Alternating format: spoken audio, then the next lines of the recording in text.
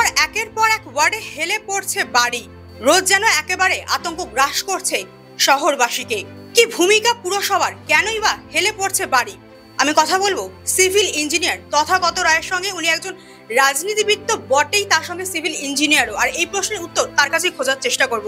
এর কারণ বাড়ির তৈরির মাল মশলা বা নির্মাণ শৈলী নিয়ে কিছু নয় আর কি। বাড়িটা হেলে পড়ছে তার কারণ হচ্ছে বাড়ির নিচে যে মাটিটা আছে, ভিতের নিচে যে মাটিটা আছে, সেই মাটিটা বাড়ির ওজন নিতে পারছে না। বাড়ির ওজন যখন সেই মাটি নিতে না পারে তখন সেই বাড়িটা সাধারণত চেপে যাবার চেষ্টা করে, যাকে সেটেলমেন্ট বলা হয়। এবং এই সেটেলমেন্ট কখনোই ইউনিফর্ম বা সমান করে হয় না, কোনো অংশে বেশি হয়, কোনো অংশে কম হয়, সেই জন্য হেলে যায়। এই জিনিসটার মূল কারণ হচ্ছে যে মাটির ওপর ভিতটা তো কাঁথা হচ্ছে, সেই মাটিটা হচ্ছে মানে ফ্রেশলি ডিপোজিটেড আর্থ।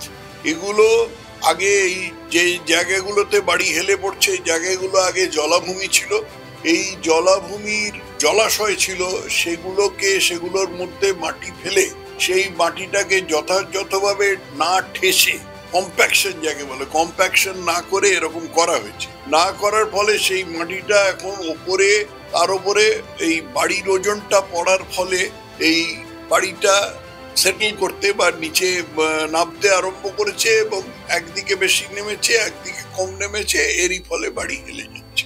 এই যে আমরা বাঘা চৌধুরী দেখলাম যে বাড়িটা সোজা করতে গিয়ে বাড়িটা হেলে গেল। ভাগ্য ভালো যে তখন প্রাণহানির ঘটনা ঘটেনি, কিন্তু স্থানীয় যারা কাউন্সিলর বা এমএলএ এমপিরা রয়েছেন তারা কি কিছুই জানেন না? পুরো জানেন, 100 বার জানেন, 100 কি 1000 বার জানেন। এই যে জলা জমিটা ভরাট করা হলো, এটাই তো আইন বিরুদ্ধ।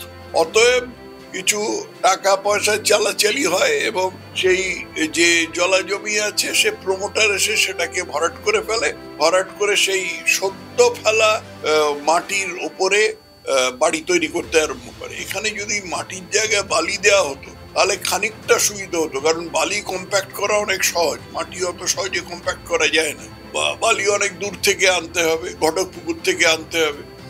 সেই জন্য অত কষ্ট না করে ধারে কাছে যা পাওয়া যায়, মাটি হোক রাবিশ হোক, সেগুলো ফেলে এবং সেগুলোর উপরে বাড়ি তৈরি আরম্ভ করে দেয়। এই জিনিসটা হচ্ছে বাড়ি, যে কোনো বাড়ি হেলে পড়ার মূল কারণ। এবং এটা সমস্ত স্থানীয় কাউন্সিলর বা পুরসভার জানা আছে, এও জানা আছে যে এটা আইন বিরুদ্ধ। টাকা পয়সার লেনদেন, মানে যে দুর্নীতিতে পশ্চিমবঙ্গ ডুবে আছে সেই দুর্নীতিরই আরেকটা প্রকাশ এখানে আমরা দেখি।